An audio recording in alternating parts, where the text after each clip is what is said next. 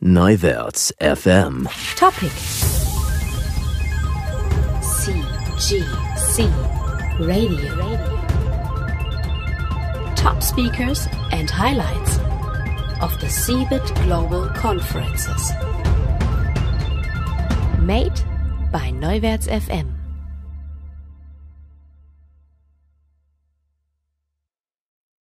Yeah, so hello, welcome back to CGC Radio. We are here with Dr. Robert Epstein. And for those who don't know you, Robert Epstein is Senior Research Psychologist at the American Institute for Behavior Research and Technology in California, USA, and recently served as Professor of Psychology at the University of the South Pacific. Mr. Epstein, welcome to the show. Thank you for having me. Okay. So, you gave a talk a couple of minutes ago on this the open stage here at the CeBIT Global Conferences. New forms of internet influence. Is democracy at risk? So, is it at risk? Definitely. Now, I wish I could say no, or I wish I could say maybe, but unfortunately the answer is yes, definitely democracy is at risk. So, you did a study recently, as I got it, in the US and in India, is that right? Well, I've been doing, along with Ronald Robertson, I've been doing multiple studies for the last few years in the US and India, and we have an upcoming study next month in the UK in conjunction with their national elections. But altogether, the work we've completed so far has involved more than 4,000 participants in the U.S. and India, throughout the U.S. and throughout India. So what did you find out? Why do you say democracy is definitely at risk? Well, we discovered something which we call SEME, S-E-M-E, which stands for Search Engine Manipulation Effect. We found that search engine rankings, which are biased in favor of one candidate, that is, the highest ranked items make that candidate look really good. Yeah. That biased search rankings that favor one candidate, they drive the votes of undecided voters toward that candidate. And it's not a small phenomenon, it's huge. We, in our early studies, could easily drive 30% of the votes of undecided voters toward whichever candidate we wanted, because we use random assignment in our studies.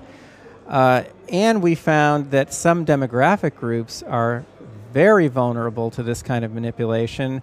In fact, we found one demographic group that could easily be manipulated this way. In fact, we shifted 80% of them toward whichever candidate we wanted. And unfortunately, the most disturbing thing is we found that it's very easy to mask what we're doing, and it can be masked so that no one, not a single person, is aware that they're seeing biased search rankings. Not a single person is aware that they're being manipulated.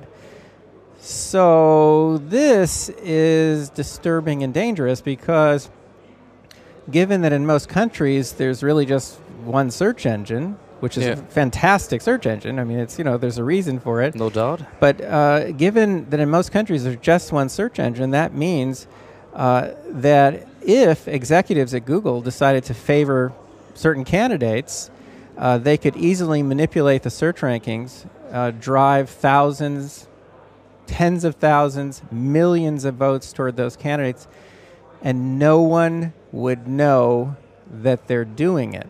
So there has never been anything like this before in human history where one company has the power to determine the outcomes of elections around the world invisibly.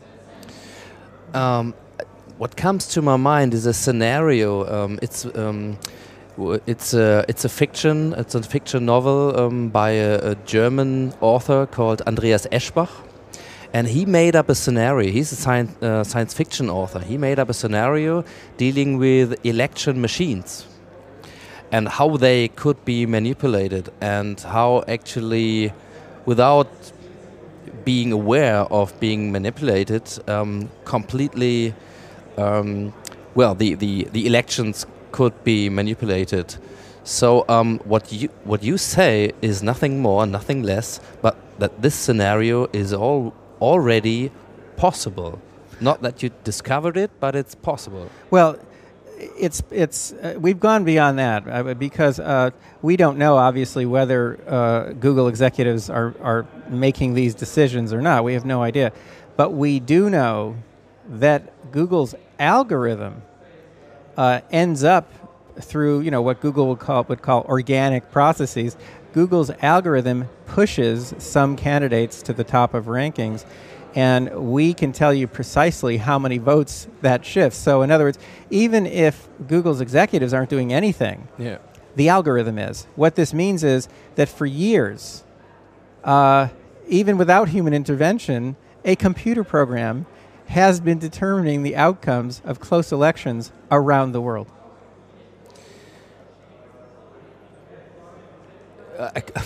It's just hard to think about this as a truth already, because when we talk about privacy, when we talk about democracy, when we talk about digitalization, many of these scenarios are just at the horizon, or they were featured as we have to prevent them from happening. That's right. But they are already there. Well, this is very different. That's right, because this is already happening. It's already happening on a large scale, with or without human intervention.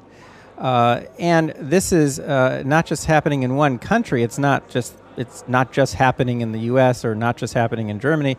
It's happening in every country where Google is the dominant search engine. And notice that unlike most forms of election manipulation, there's no possible way that this manipulation can be counteracted. And you can't even detect it, really.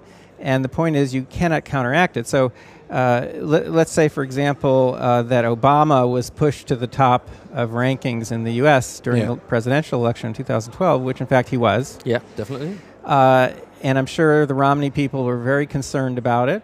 Well, what could Romney do? Well, he could hire people in the Philippines, to do SEO tricks if he wanted. But again, imagine that Google's algorithm is just not allowing it, or Google executives are not allowing it, either one. That means there's no recourse. There's no way you can counteract it, because it's not as if there are 30 search engines everyone's using. There's really, in most countries, just one. So here is a phenomenon that could impact millions of votes, and you cannot counteract it. Now, does Google actually pick favorite candidates? Well, of course they do. All companies do. They pick the candidates that serve your needs. So in that election, Google and its top executives donated more than $800,000 to Obama, only $37,000 to Romney. Yeah. So okay. Do they pick candidates? Of course. So if this is the truth, and I'm pretty sure it is, so what can we do about it? Because if we demolish the trust in democracy, this will definitely take our society at risk as a whole. I mean, everything is based on the belief that everyone has the same chances, and if we have elections, every vote counts. And not any machines or algorithms are actually shifting candidate A or B. So what can we do about it? Well, the free and fair election is fundamental to democracy. So if the election is actually kind of a farce, it's kind of rigged, it's not working the way people think it is, then democracy is undermined. Democracy itself becomes undermined. Now, what do you do about it? Well, we're actually conducting studies starting next month, looking at ways that we might be able to reduce the size of the effect. We are not sure they're going to work, but if we did find ways to do that, then it could be that if all the browsers either voluntarily or through regulation, if they had to incorporate these methods, maybe there'd be less of a threat, by this manipulation. But unfortunately, I think more drastic measures down the line are going to be needed. I don't like regulation. I don't like the concept at all. But the fact is, this is so easy to hide. It's so easy to hide this manipulation that I think, unfortunately, very strict regulation is going to be necessary. And a kind of equal time rule is going to have to be made and enforced. We have that in the U.S. So regarding television and radio. So you can't, put material on television that favors one candidate unless you give equal time to an opposing candidate. I think that kind of thing might have to occur over time. And frankly, if I were a Google executive, I would welcome that. I would say, we want to, we want our tools to, to help democracy thrive. I think something like that will happen eventually. I hope so. So, did you get any reactions when you published the study from either politicians or Google? Well, I've never heard directly from Google, but a journalist who interviewed me, he was very concerned because he called up Google's PR department to get their reaction to some of the research I've done. And he said that the woman he spoke to screamed at him, he said, which has never happened to him before. And that, she was just calling my work I don't know the exact language, but, horrible, worthless garbage. And, he said to me, and I quote, he said to me, "You have their attention." And he said, "If I were you, I would take precautions." That's what he said. So I think, again, I've never heard from them directly, but I know that people at Google are following the work that I've been doing with Ronald Robertson. I know they're following it. We, on the last day of a big experiment we did in the U.S., we were shocked to find that 2 participants in that online study were from Google's home office. We found that out by the IP address.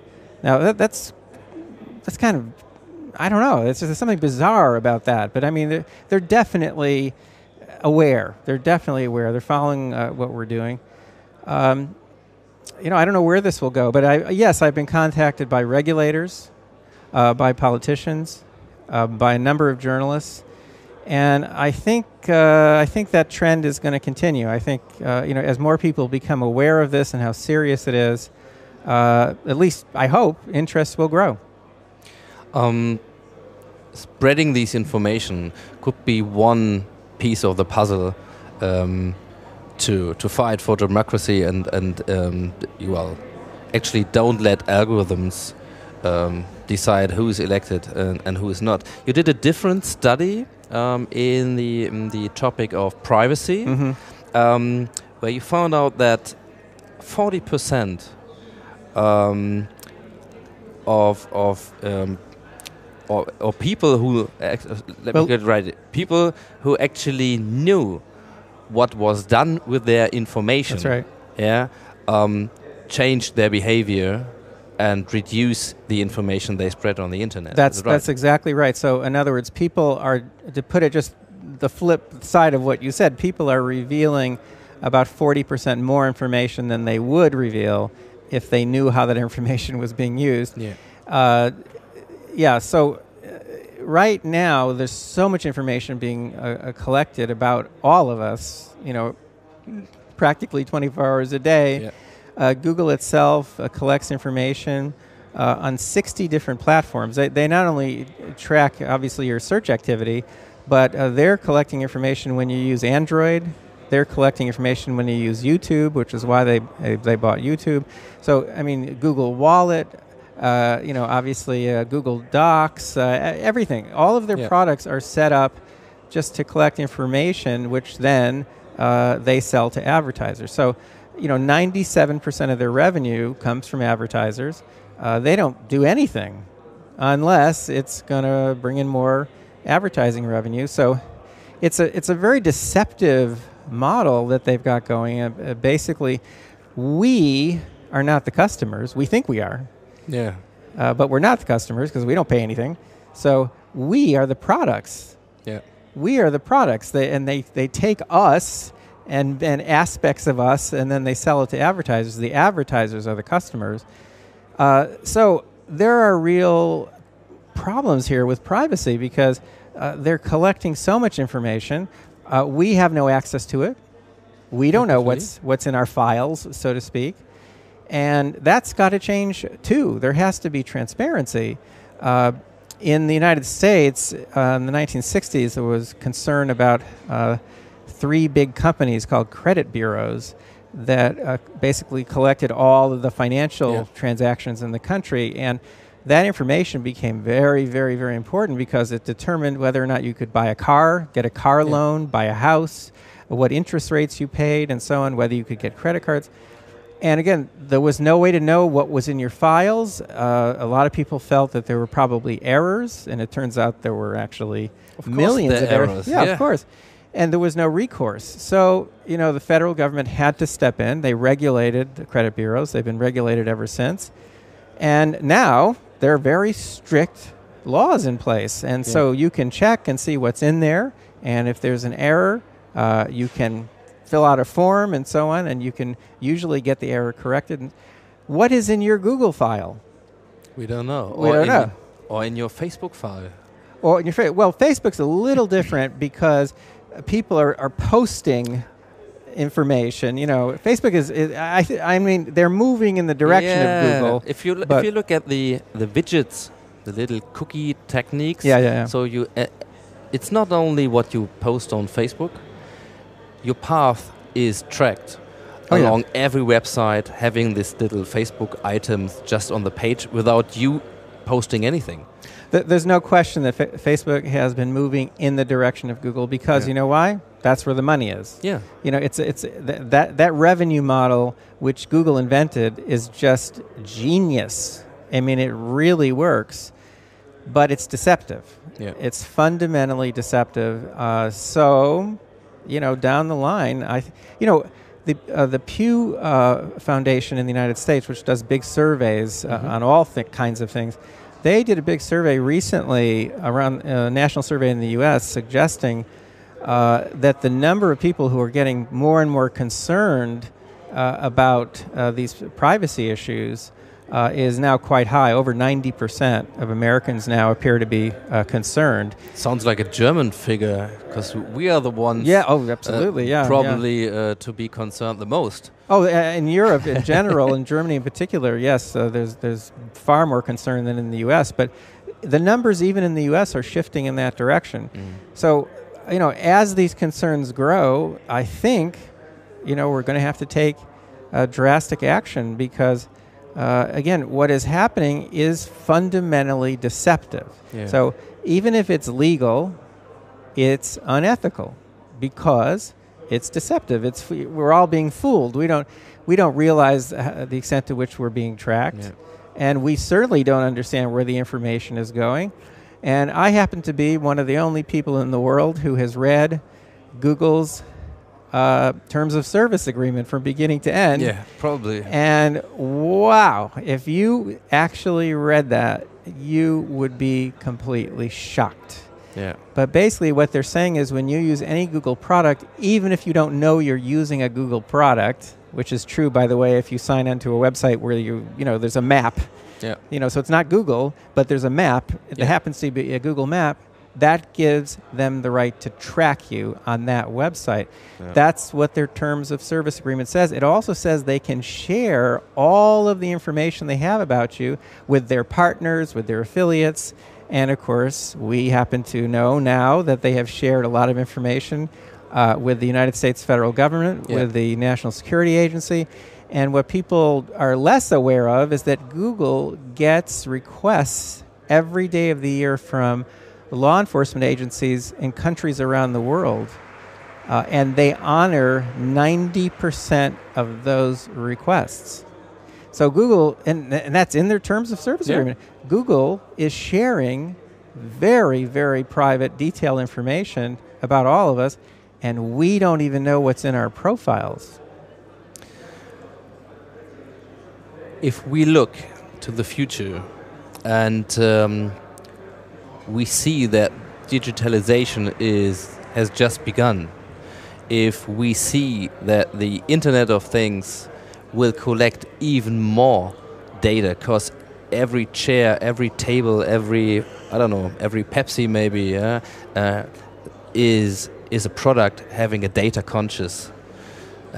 We see that connecting these different sources of data is what the industry drives.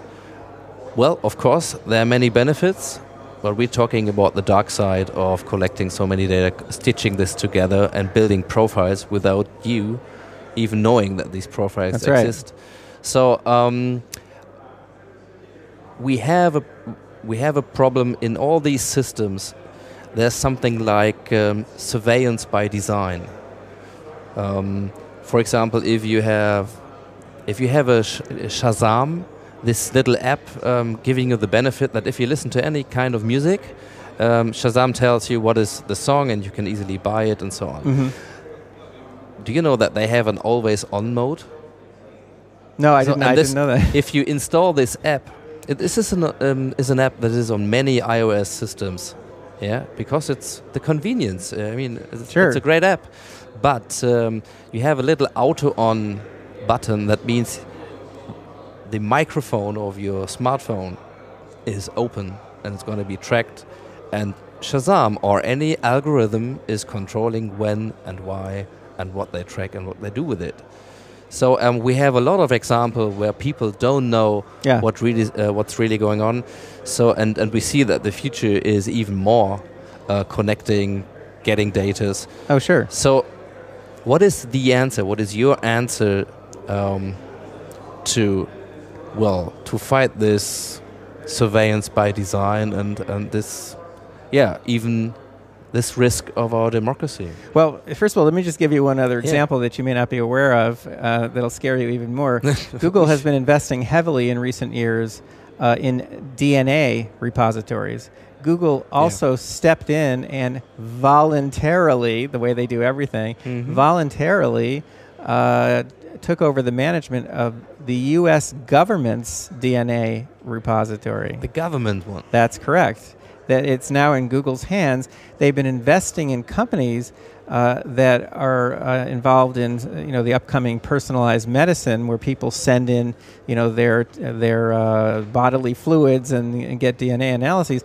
And Google has been investing in those companies. Now, why? Well, again, they don't do anything unless it's going to give them more advertising revenue. So the idea is they are now going to be in a position where they can put your own DNA profile into your big profile.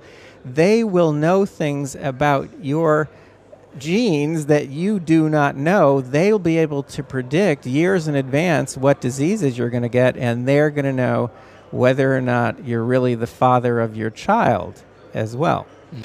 The sky's the limit, as they say, and nothing's going to stop the trend.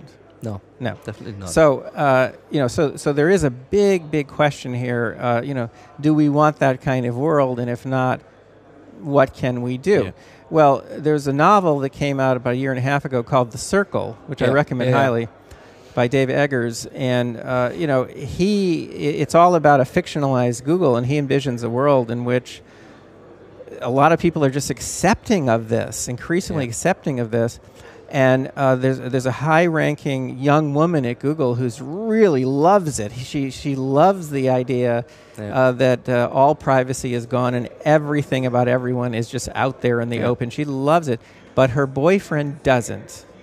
So he tries to go off-grid. He literally drives away into the woods But again, the girlfriend uses social networking to find him, so he drives away like a madman and drives off a bridge and kills himself. I mean, that's the only way to go off grid, apparently, is suicide. There's no other way to get out of it. I mean, do we want this kind of a world? It's coming no matter what we do. And what do you do? Is there a way to go off grid? I don't have answers to all these questions. I can say this: I take precautions, and everyone around me I advise to take precautions, and some of them listen to me. And the fact is, there are ways you can limit the tracking.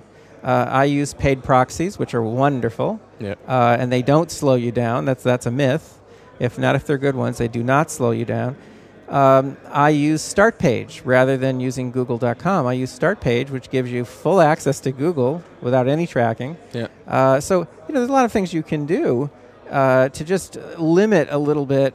I have not received a targeted ad in a year and a half. So I did. I did. Yeah. Yeah. So there are things you can do, and I think that the world eventually might be divided up into two kinds of people. The people who don't care, and the people who value privacy and take some precautions. And my concern there is that the people who are to some extent off grid, they may not have much impact on what's happening because they're somewhat off grid. And so the world really and more might end up in the hands, it's very ironic, in the hands of people who just don't care. And they are the ones who make things happen and who change opinion and so on. And that's kind of scary. I think nothing will stop this. Well, it's hard to end this discussion with a dystopia. I mean, we have seen this. We talked to Julian Assange a couple of months before the NSA and Snowden story came up, and he gave a dystopia as well. And he said that Facebook, he compared Facebook to the German Stasi, and he draw the line definitely between the commercial and advertising interested companies, shareholder interest, and the state that says, it might be of interest to control each and everybody and to know exactly what's going on. So, the world is on its way, having a lot of benefits from digitalization, but we have to deal with this topic. And my last question is, do you still have trust in mankind, or will the lazy ones just because they were, they get some convenience in their life, in the end take it over? So, well, I've never had much trust in humankind. Never. The fact is that even without Google and Facebook, we've been doing terrible things to each other for thousands of years, possibly much longer. There's Genghis Khan, there's Hitler. You don't have to look very far to see terrible things that are happening around the world right now with radical Islamist groups. And we do terrible things to each other. I mean, human nature is ugly. And I've written about that in the past. I mean, in the last century, the 20th century, there were approximately 175 million people killed in war, and a lot of them were not soldiers. So the fundamental problem really is human nature, and I don't think that's going to change very much without wide-scale genetic manipulation, which maybe brings us back to Google again. So anything's possible. Didn't they say don't be evil? No. First of all, that's a joke. That's a joke because any company that says do no evil, they're evil. I mean, that's why would you say that unless you felt the need to try to kind of correct the perception? So everything they do has a little element of lack of ethics at least.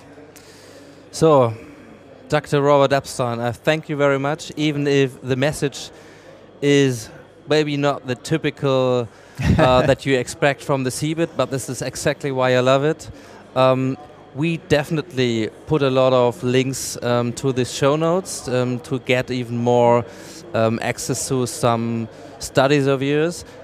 We will follow the track, but differently because of we're interested in that. Thank you for taking your time, and I hope we have some hope left if we look to the micro,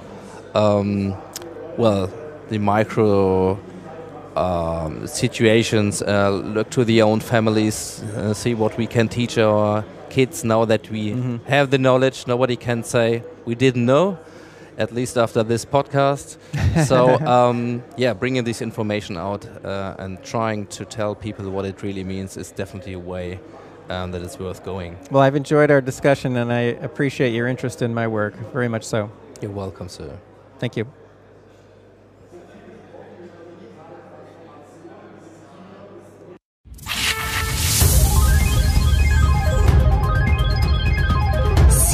CGC Radio. Made by Neuwärts FM.